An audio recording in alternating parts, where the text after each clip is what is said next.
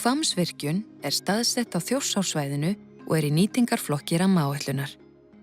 Virkjunin mun nýta fall Þjórsár neðan Búrfellsstöðvar frá Yrjaskeri ofan við bæinn Haga og niður að Þjórsárholti. Afl Hvammsvirkjunar 90 megavött. Virkjunin verður staðsett niður í byggð þar sem háspennulína og uppbyggðir vegir eru þegar til staðar. Jarðstrengur verður lagður frá virkjuninni að núverandi loftlínu. Lón virkjunarinnar, Hagalón, 4 ferkílómetrar að flatarmáli. Hagalón myndast með stíflu yfir farveg Þjórsár, ofan við Minnanúpshólma og með stíflugörðum á austurbakka árinnar. Vatnsæð Hagalóns haldið stöðugri allt árið kring, þar sem rennsli í lónið stjórnað frá lónum núverandi virkjana ofar í Þjórsá. Jarðfræðilegar aðstæður eru þannig að það hentugt að stífla ána á þessum stað og það sem virkjanirnar fyrir ofan hafa þegar miðlað vatninu vatnsrennslið jafnt, þannig að lónshæðin verður alveg stöðug. Það náttúrulega verður minna rof þá meðfram lónsbakkanum og þar alveg nánast engar líkur á uppfoki eða neinu slíku. Við munum þurfa að færa þjóðveginn til vesturs, en í staðinn þá munum við byggja varnargarð upp með ánni að vestanverðu og þannig skapast nýtt ræktunarland.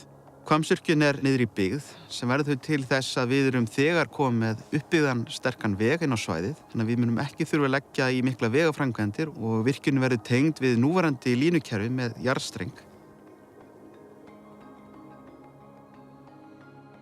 Frá stíflu vatni veitt í stöðvarhús í landi Hvamms, en þaðan dregur virkjunin nafn sitt. Frá stöðvarhúsi fellur vatnið jarðgöng, því næst frárensliskurð og loks aftur út í farveg Þjórsár. Mikilvægur hluti undirbúningsvinnu virkjana í Þjórsá snýr að mótvægisaðgerðum til að lágmarka neikvæð áhrif á fiskistofna á svæðinu.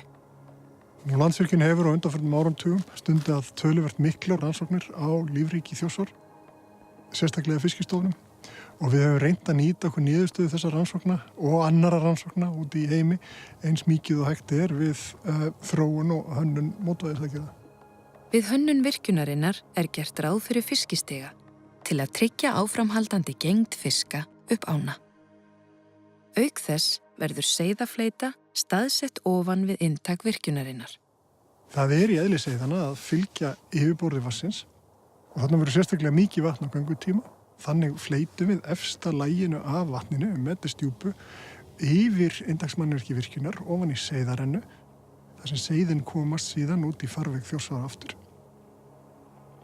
Rannsóknir sýna að 90% seiða munu finna þessa leið fram hjá virkjun, en ef ekki, að þá eru vélar virkjunarinnar af fiskvænni gerð og eiga að skila yfir 90% þeirra seiða sem þar fara í gegn á lífi.